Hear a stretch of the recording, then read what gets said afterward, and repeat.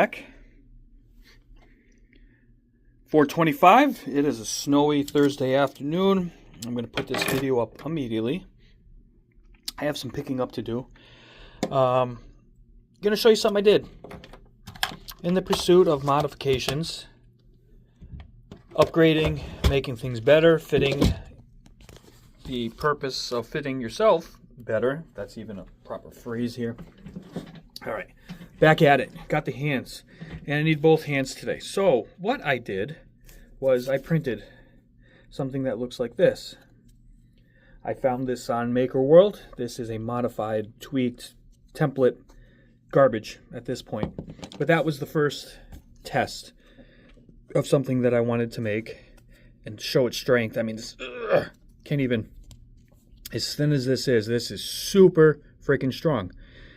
Well, get on, Chris. What is this? So what I did was I printed this plate for the flylens 85.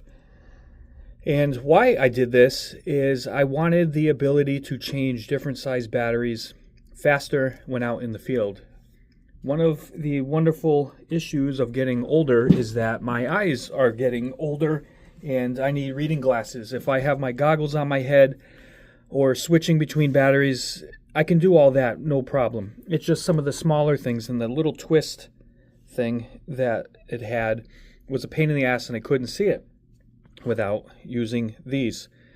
And again, if I put them down because my goggles are just on my face and I pull them up to switch batteries, I don't want to be searching for my glasses and stuff.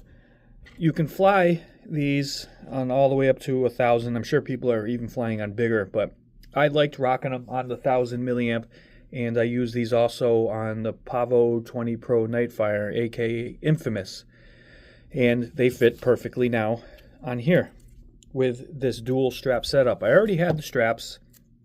The only thing that I had to do, sorry, let me hold on. The camera keeps adjusting itself here. There we go. The two holes for this is for a different, like a version 1 or 2 of the frame, so the two holes are off. So I made a template, which is all beat up now, a template of what I needed for the holes, and then made the holes where I needed them. Also, if you didn't like that, there are the little Allen key screws things that go through all of this on both sides.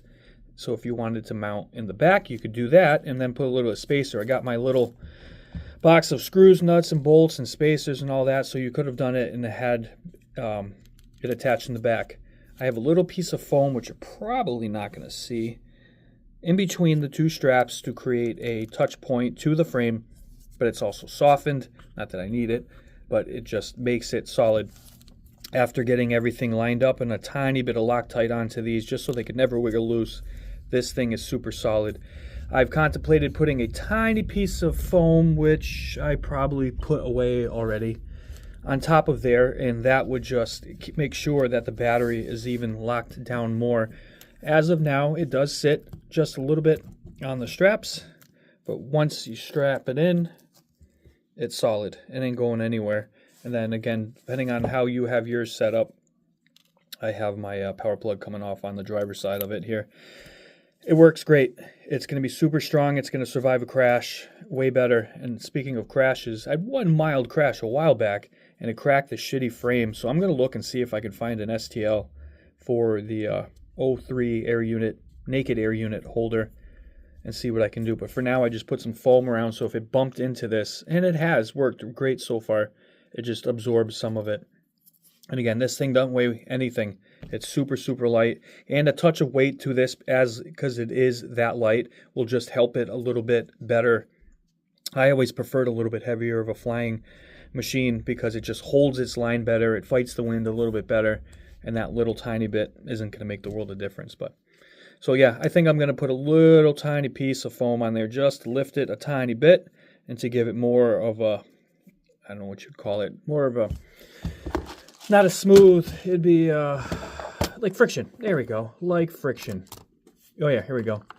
So I got this little piece here that's super, super light, super smushy, and will compact great. So I'll get great squish with it, and it'll hold it down. The camera keeps moving there. So yep, that is my simple little mod today. And you know, I encourage you know, don't settle. If you want to modify something on one of your drones, whatever it is, it doesn't matter. It goes way past this hobby.